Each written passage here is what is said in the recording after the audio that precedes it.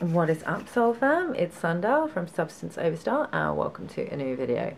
Okay, so today I want to talk about narcissism because I haven't talked about it in a while, and I was really feeling like I want to go back to regular programming. Like we've talked about, you know, ascension and, you know, the shifts and all the astrological things that have been happening and Schumann spikes over the last few videos. Because I was really feeling it. I was really feeling them, so I wanted to talk about them, and I knew that a lot of other people were feeling a lot of anxiety about everything that's happening in the world. But obviously, because everything that happens in the world is a reflection of our inner world, as within so without, as above so below, you know, I thought it was time that we started tending to our inner worlds. So narcissism is something I want to talk about. It's something that I'm really, really qualified to help people with. Most of the clients that come to me, most of them, yeah, I would say most of them have dealt with some kind of cluster B personality type or a narcissist or somebody with narcissistic tendencies. So I've helped a lot of clients clear it. I've cleared it within my own life as well, completely. So it was definitely one of my biggest challenges and one of my biggest pain points was just being in relationship with narcissistic individuals. Or it wasn't necessarily that they were, see, this is the thing, this is the crucial thing that you need to know if you're wanting to heal this once and for all. It doesn't matter whether the person's a narcissist or not. If you are codependent, anybody that you get into a relationship with will show up in a narcissistic way because you've left that vacuum for them to put themselves first. Because, you know, you're the one that always has to be the giving one, you know, the loving one, the one that does the most, you know. And so you have to look at where is that coming from? What is the origin wound that's causing you to feel like you need to show up in relationships that way? So, you know, if you're somebody that's kind of healing from narcissistic abuse, you've probably done, you know, the typical thing that everybody does is just binge watch a bunch of videos. Let me just move this camera slightly. Yeah, just binge watch all the videos on YouTube about how to spot a narcissist and signs of a narcissist and red flags and love, all about love bombing and all about devaluation and all about discard. And you've kind of gone through that whole process of like pointing all the fingers at the narcissist and going, it's them, this is what I was dealing with. And it is important to go through that process, okay, because you need to be validated, you need to be vindicated, you need to be seen and witnessed in your pain and what you've gone through, because it is extremely traumatic. It's extremely traumatic overcoming narcissistic abuse. I've been through it several times. So, you know, I'm not here to tell people that, you know, they shouldn't go through that process.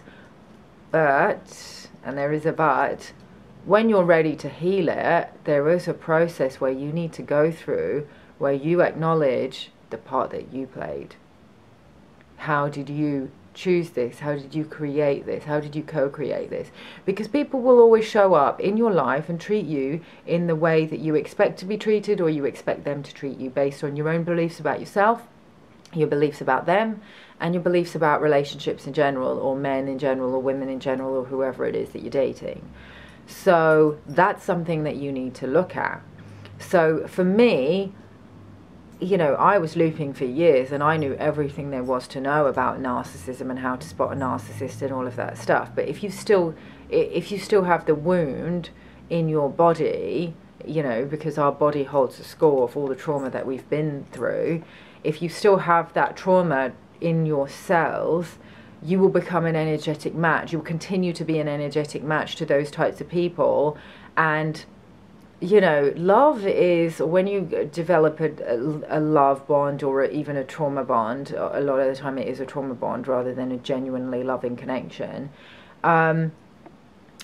it can sometimes blind you to the red flags that are so plainly obvious, especially if you're somebody that has never seen what a healthy relationship looks like, because you've never been in one, you didn't see that model to you by your parents, so you just ignore the red flags and you want to believe the best about this person, because you're just like, well, you know, why would I doubt that this person doesn't love me, you know? And it's only when the devaluation starts that, you know, if you've been down this road before and you're now in it again, that maybe you might twig.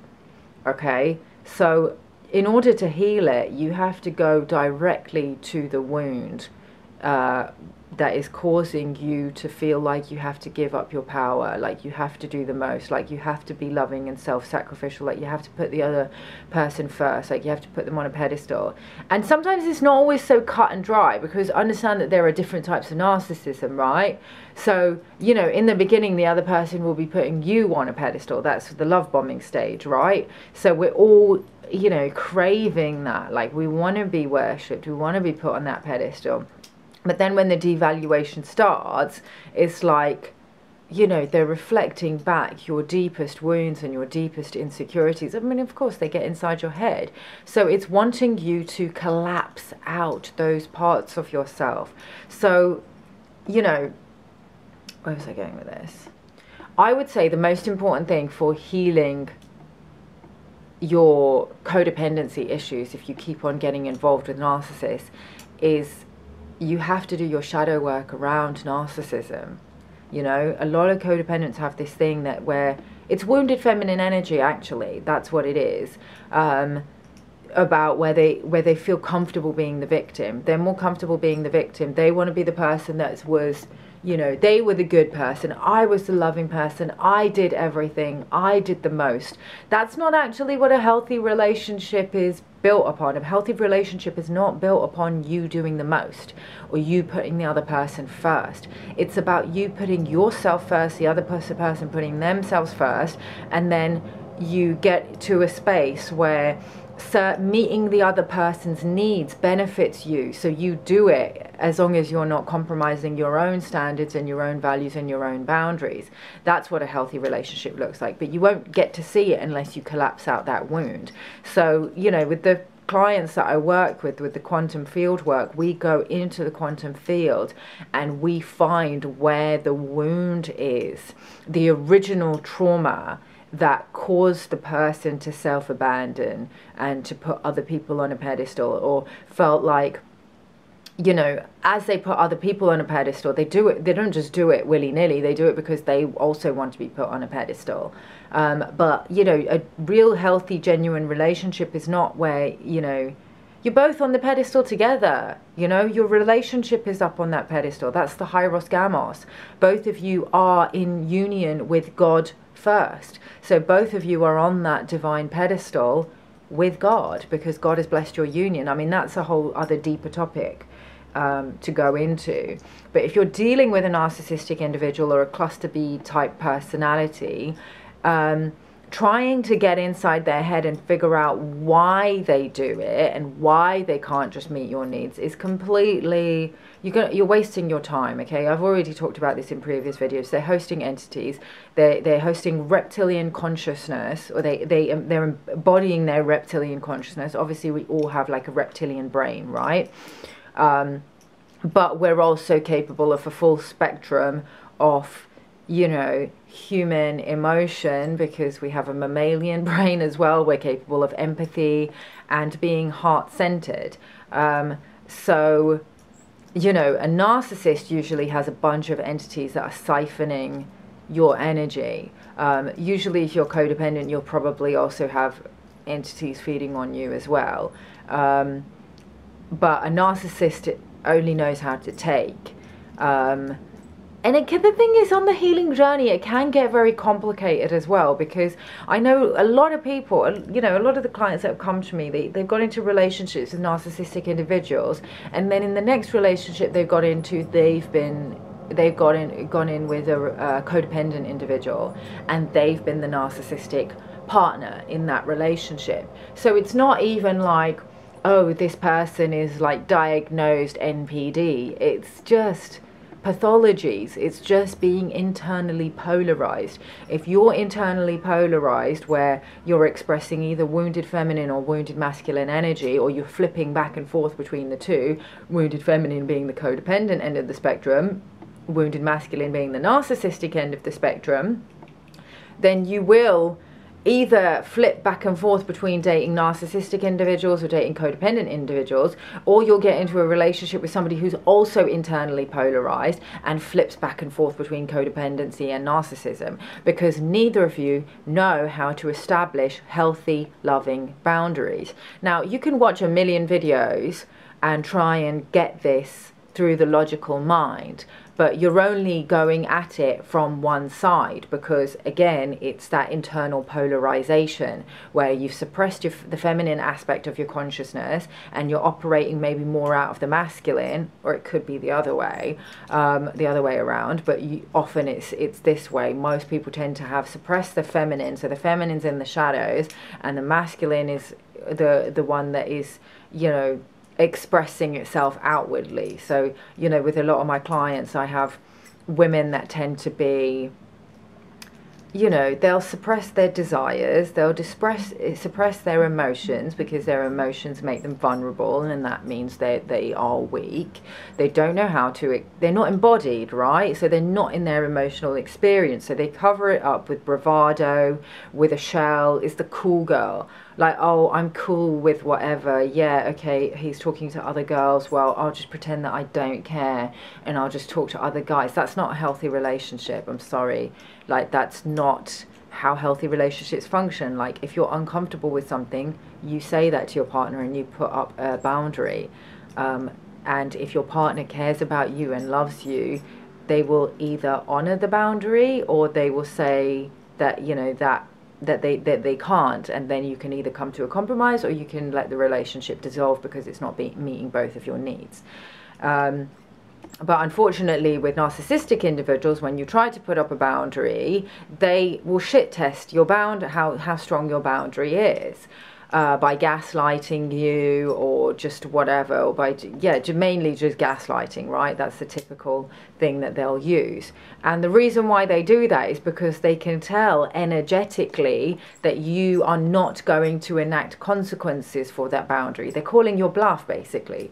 So it's only when you actually have watertight boundaries, where you're fully embodied in your emotional experience, and you know what feels good to you and you know what doesn't feel good to you. Your solar plexus has married your throat, just like your sacral has married your heart. Talked about all this in previous videos. So you can feel your emotions, you can feel how it feels in your heart, and then you have the courage, the solar plexus courage, to speak your truth and say, sorry, that doesn't feel good to me, and that's a boundary that, you know, I would like you to honor and not cross, please. If you did that, you would be a poor source of supply for a narcissist. You wouldn't even be an energetic match for them anymore. They would quickly get out of your life and find a new source of supply. But you have to do the work to acknowledge the part that you're playing, where your boundaries are weak, where you have leakages in your auric field. Seal them up. When I do this with clients, we go and get to the root of the wound, we collapse that timeline, we find where the leaks are, we maybe remove cords, or, you know, sometimes implants as well, or entities that might be, you know, looping trauma or attached to certain wounds, and we fill it up with the golden light of Creator, bringing in different archetypal energies depending on what the person needs at that time, related to whatever the trauma is, and we seal them up. We seal up their auric field so they feel safe to actually feel their emotions and express their emotions. So we'll also, like, heal different, if there's blockages or rips or tears or whatever in different energy centers, we'll also seal those up. So, you know, that's one thing that you can do. I've said before that one of the best things I ever did to heal my codependency issues for good, other than the shadow work that I'm telling you guys to do, is Kambo. I did a Kambo ceremony, and it literally cleared all codependency from my field. So it didn't remove it immediately. Like, I was still tested in the relationship that I got into after that, which I'm still in now. In the beginning, I was really, I was tested. There were traits that were being displayed by my partner for me to express where my boundaries were. And as soon as I said, hey, yeah, I don't like it when you neg me like that, And, you know, he didn't gaslight me, but it was a little bit of, you know, because I was vulnerable and open and expressed my feelings and said, you know, instead of having a fight with him about it, I just said, hey, listen, you know, when you keep making jokes to, like, you know, try and make me feel insecure, I don't like that. Like, that makes me feel insecure. And he was actually, when I was vulnerable and open with him, he was actually vulnerable and open back. He said, well, you know, like, when you're around somebody who makes you feel insecure, it's natural that you would, like, want to make them feel insecure as well. And I was just like, I make you feel insecure? And he was like, yeah, you're a fucking babe. Like, you know, I'm just trying to, like, you know, have a bit of banter just so that I can, like, you know, he was trying to have game, right?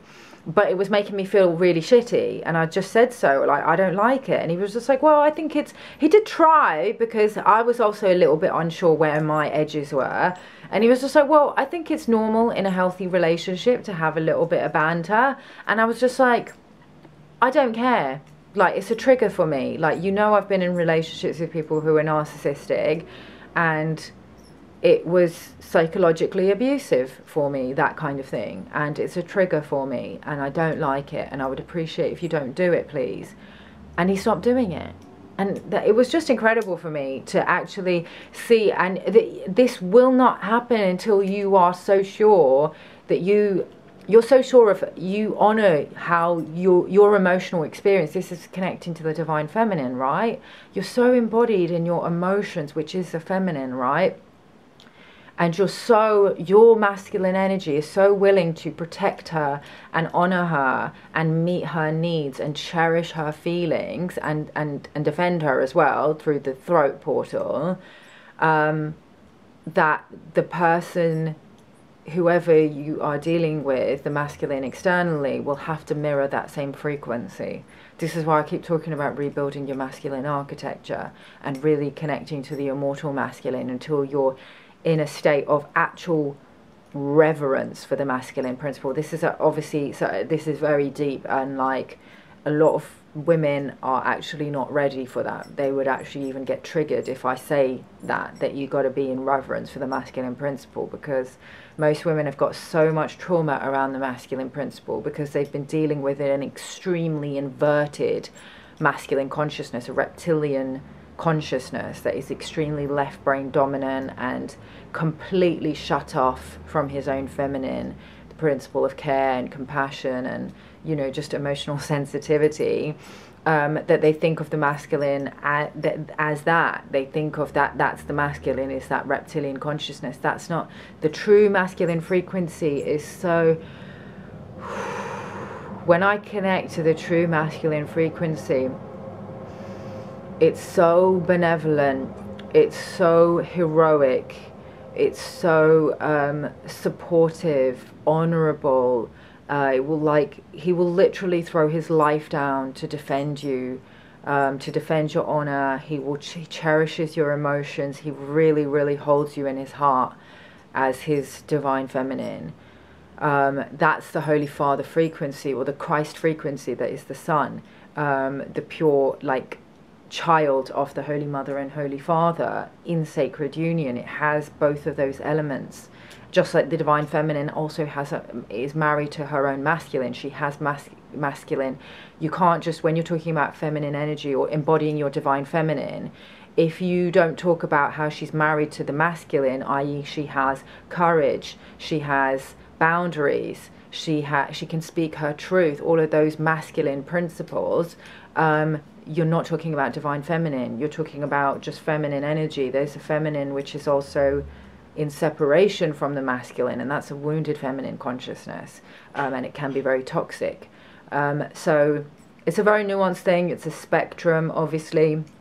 If you feel like you might be internally polarized, where you're flipping back and forth between the masculine and feminine, my course Reclaim Your Crown is one of the best techniques for actually bringing you back into balance. Kriya Yoga, that's exactly what it does. It basically detoxes each side of your body, where you have your feminine side and your masculine side, purges out all the traumas. Some people have more traumas in one side of their body, around their feminine energy or their masculine, or different parts, right?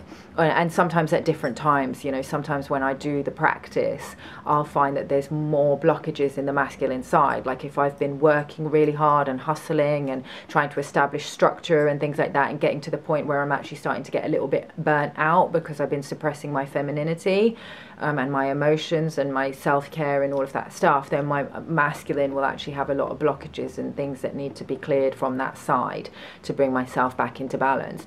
So it's a really powerful technique. You can do it yourself. It's completely self-study, self-paced, and you can do it over and over again. It's probably the most cost-effective way to work with me, and the modalities that I teach is that course.